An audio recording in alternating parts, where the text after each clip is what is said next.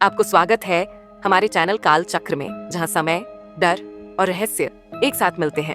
अदृश्य हाथ एक रहस्यमयी पेंटिंग जिसके बारे में कहा जाता था कि जो भी इसे देखेगा वह अगले 7 दिनों में रहस्यमयी मौत मरेगा।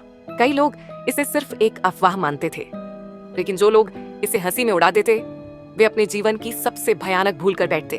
तो लाइट्स बंद कीजिए, हेडफोन लगाइए और तैयार हो जाइए और एक भयानक कहानी के लिए। आज की कहानी है डरावनी पेंटिंग का रहस्य। साल 2023, कोलकाता।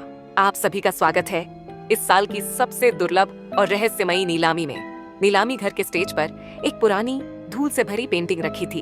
वह बेहद सुंदर दिख रही थी। एक स्त्री जिसके पीछे अंधेरा था और उसकी आंखों में एक अजीब सा खालीपन झलक रहा था। नीलामी घर में मौजूद लोग धीरे धीरे कानाफूसी करने लगे। यही है अदृश्य हाथ। जिस पेंटिंग को जिसने भी खरीदा वह मर गया, लेकिन एक व्यक्ति जिसे इन अफवाहों पर बिल्कुल विश्वास नहीं था, वह था अर्जुन माथुर, एक नामी आर्ट कलेक्टर। अर्जुन ने पेंटिंग को 50 लाख में खरीद लिया और उसे अपने घर ले आया। अर्जुन ने पेंटिंग को अपने आलीशान बंगले में लगा दिया, लेकिन जैसे ही पेंटिंग दीवार पर लगी, घर में अजीब घटनाएं होने लगीं। पेंटिंग की आंखें हर बार देखने पर अलग दिखतीं। आधी रात को उसे कमरे से धीमे धीमे फुसफुसाने की आवाजें आने लगीं। उसकी पत्नी नेहा को महसूस हुआ कि कोई उसके पास खड़ा है, लेकिन वहां कोई नहीं था। अर्जुन को सपने में एक अजनबी हाथ दिखता जो उसकी गर्दन दबा रहा होता। और फिर पहली मौत हुई।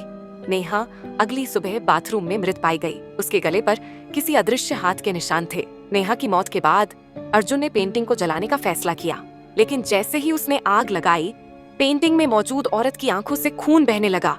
अर्जुन घबरा गया। उसने तुरंत अपने दोस्त राहुल को बुलाया, जो एक इतिहासकार था।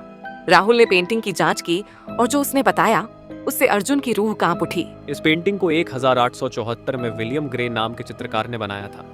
वह अपनी पत्नी की मौत से पागल हो गया था। उसने अपनी पत्नी की आत्मा को इस पेंटिंग में हमेशा के लिए बंद कर दिया, लेकिन इस प्रक्रिया में खुद भी इस पेंटिंग में समा गया। और तभी से जो भी इस पेंटिंग को देखता है उसका सामना अदृश्य हाथ से होता है और उसकी मौत की वजह बन जाता है। राहुल ने अर्जुन को इस पेंटिंग को तुरंत छोड़ने की सलाह दी, लेकिन अब बहुत देर हो चुकी थी। अगली रात अर्जुन ने फिर से वही सपना देखा। वह खुद पेंटिंग के अंदर खड़ा था और कोई अदृश्य हाथ उसकी आत्मा को खींच रहा था। सुबह उठने पर अर्जुन के शरीर पर किसी के नाखूनों के गहरे निशान थे। और फिर राहुल की मौत हो गई। राहुल की लाश उसी पेंटिंग के नीचे मिली। उसके शरीर पर कोई घाव नहीं था, लेकिन उसकी आंखें पूरी तरह सफेद हो चुकी थीं, जैसे उसने कुछ ऐसा देखा हो जिसे कोई इंसान सहन नहीं कर सकता। अर्जुन समझ चुका था कि अब पेंटिंग उसे भी मारने आएगी। अर्जुन ने अब फैसला किया कि या तो वो इस पेंटिंग को खत्म करेगा या यह पेंटिंग उसे खत्म कर देगी। वह तंत्र मंत्र और आत्माओं की कैद खोलने वाले एक पुराने साधु बाबा वासु के पास गया। बाबा वासु ने उसे बताया, ये आत्मा इस पेंटिंग से नहीं हटेगी। यह सिर्फ एक नया शरीर ढूंढ रही है जिसमें यह फिर से जन्म ले सके। अगर अर्जुन इसे रोकना चाहता है तो उसे इस पेंटिंग को किसी शमशान में जलाना होगा, लेकिन इसे जलाने से पहले कोई इसे देखेगा तो वह उसी आत्मा का अगला शिकार बनेगा। अब अर्जुन को समझ आया कि जो भी इसे देखता उसकी मौत क्यों हो जाती थी। अर्जुन ने पेंटिंग को जलाने के लिए रात के अंधेरे में शमशान का रास्ता लिया, लेकिन जब उसने लकड़ियों में आग लगाई और पेंटिंग को जलाने लगा, तभी उसे पीछे से एक स्त्री की धीमी आवाज सुनाई दी, अब तुम्हारी बारी है, तुम भी नहीं बच पाओगे। अर्जुन ने पलट कर देखा। वही स्त्री जिसकी तस्वीर पेंटिंग में थी अब उसके सामने खड़ी थी। वह जोर जोर से हंस रही थी और उसके हाथों में खून से सना पेंटिंग ब्रश था। पेंटिंग जलते ही अर्जुन के आसपास अंधेरा छाने लगा। उसे लगने लगा जैसे कोई उसकी आत्मा खींच रहा हो। और फिर सब शांत हो गया। अगली सुबह पुलिस को शमशान में एक जल चुकी पेंटिंग और अर्जुन का मृत शरीर मिला।